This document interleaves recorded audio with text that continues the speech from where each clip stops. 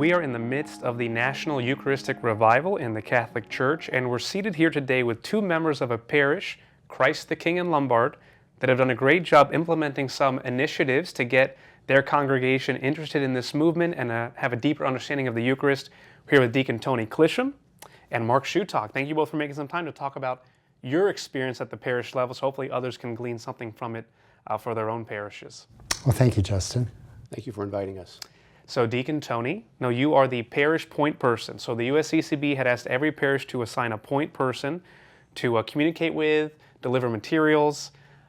What's that experience been like, being the parish point person and getting all this information and kind of discerning what to do? Well, being a parish point person wasn't something that I sought.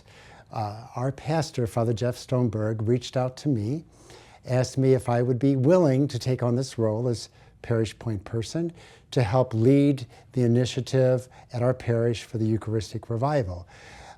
He also, however, reached out to a parishioner, not Mark, but another parishioner at our parish.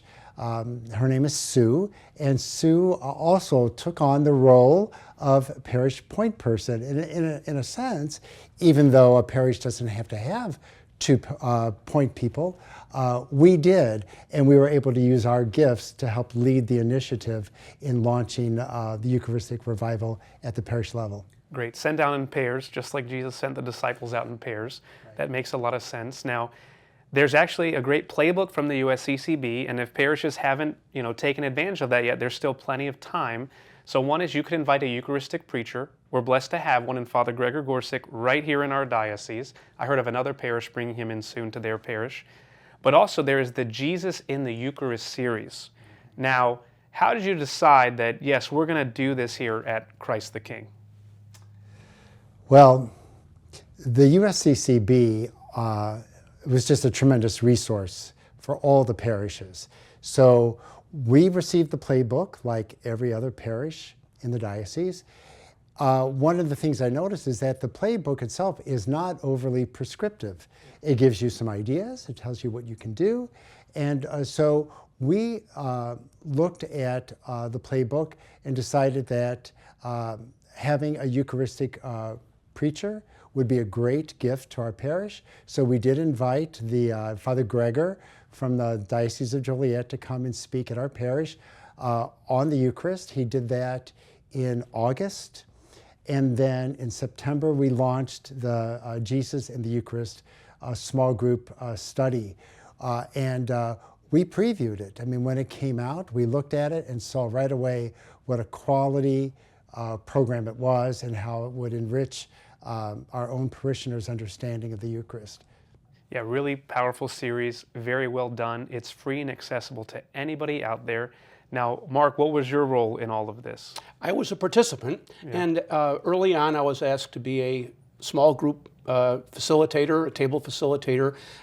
There were several groups that that met, and it was my job to keep the group going, to start things out, to pose questions to the group. I would pose a question that was on the list. I didn't have to generate any questions myself. It was all done. It was very easy to do it. Preparation time was minimal. I would just download the form, read it through, and I'd be ready to go. And the video we'd show the video, the first part, we'd have a discussion. I would start by answering a question myself, and I chose, rather than to ask if anybody would like to participate, I just went around the table and asked each person to share when it's their turn. And I felt that way would prevent people from dominating or people from holding back. Yeah. And everyone was very participative, and for many it was the first opportunity I think they've ever had to share in an endeavor like this. And so that was my role. My wife and I were part of one of the groups, and it was a very moving and meaningful experience for all of us. Yeah, tell me more about that. What was it like going through this series? How do you think your understanding of and relationship with the Eucharist changed? What did you notice in your participants? What were some of the fruits you started to see happening? The first I would say is that the participants really enjoyed the videos. They were top quality. They brought meaningful ideas, meaningful interactions. The speakers were outstanding. Everyone liked the videos, and that's why I think using the videos is a great best practice. After the video was over, we, as a group, were asked to participate, and people were very emotional. There were a few tears shed even, as people thought deeply about the Eucharist and about the experiences of the people that were on screen.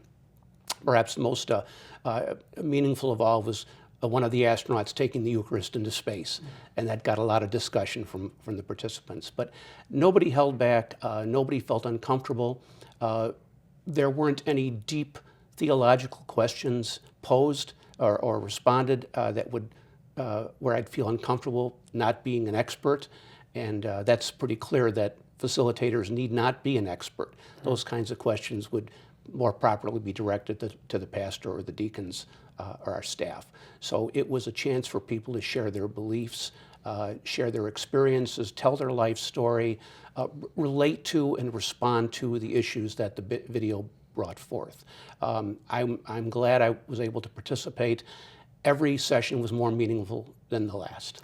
That's one thing I remember you saying, Deacon Tony, about the videos. They just kept getting better. So what were some of the things you noticed, maybe experienced yourself, and then saw as kind of parish point person? Well, for me, being involved in the Eucharistic Revival at the parish level has been an opportunity for me to exercise my diaconate, but also to go more deeply into the meaning of the Eucharist as a deacon and for our parishioners. I even, 2 weeks before we opened registration for the small group study series, had an opportunity to preach on the Eucharist at Mass, and it resulted in somebody who had decided not to be involved in this came up to me after the Mass and said, I'm going to do this small group study series. For me, the study series meant a lot. The stories that are told by those who are who are in the video, telling their experiences of the Blessed, the Holy Eucharist, and then reflecting on my own life, and then hearing some of the stories that others were sharing in small group. It just meant an awful lot to me.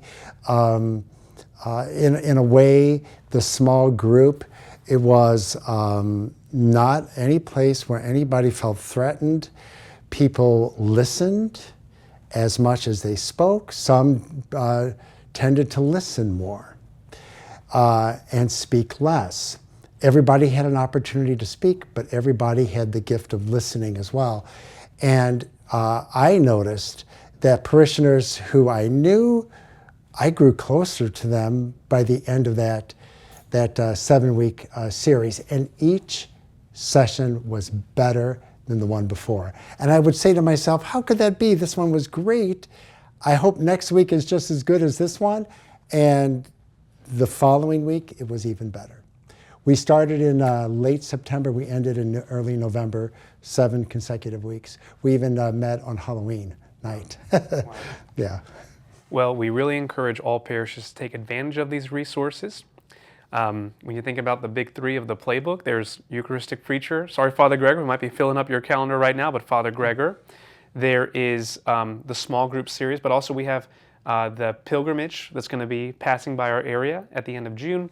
And there's also the Congress itself that everyone can still register for. There's even day passes available. So thinking about all these options, you know just as well as anybody, Deacon Tony, being a parish point person, all the resources available. What would each of you say to someone watching that's maybe thinking, we just don't have enough time, I'm not sure where to start, and they just want to make a difference at their parish in this time of revival, which is going through 2025, folks. It's meant to launch us into a missionary year, right? And Eucharist being more at the forefront of our lives for the long term. So what advice would you give to someone in that situation? I would respond by saying getting the word out in a multitude of ways is critically important, because people are busy and they're skeptical. And when they hear it as part of a homily, when they see it in the bulletin, when they have in the narthex a desk set up, that's how I got involved. I had heard about it, but it wasn't that I just jumped on board immediately when I saw Deacon Tony behind the desk. It wasn't only the information that's provided, but it was the encouragement that I received in that place that caused me to join, and later I was asked to facilitate. So getting the word out is so important, and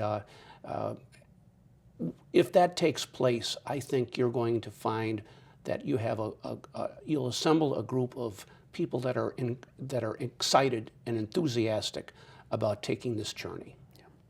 Yeah, and I would add to that. I do remember when I had a table set up in the narthex, Mark just referred to it, promoting the Eucharistic Revival small group study series.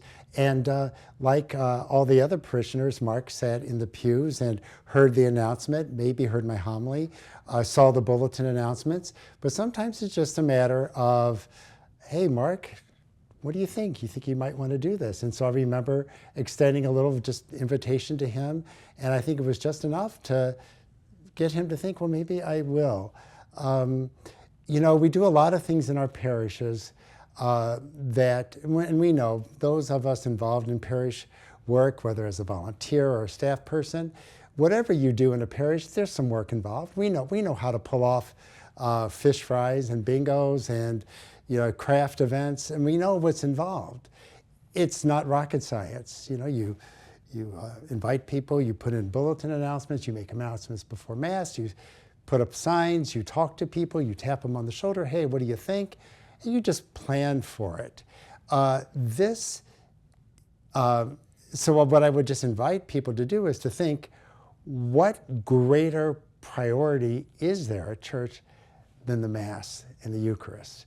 And let's take all of those logistical things that we know how to do anyway and put it where it's most important. The reason why we gather together anyway is the Eucharist. It's a big payoff for a minimal investment in time and resources. Right. Absolutely. Well, it is the source and summit of our faith. In fact, I was just looking up canons actually today, and it talks about how that is the role of the pastors to help make the Eucharist. This is the primary thing we do as a community. I'm sure that's why the bishops wanted to emphasize this. That's part of the reason why. So if you feel like you're out of time, the good news is it's not, because it goes through 2025. So please, we hope this video was helpful to you. Please check out the resources we have linked below, and we encourage you to plug into this time of the National Eucharistic Revival. Thanks, and God bless.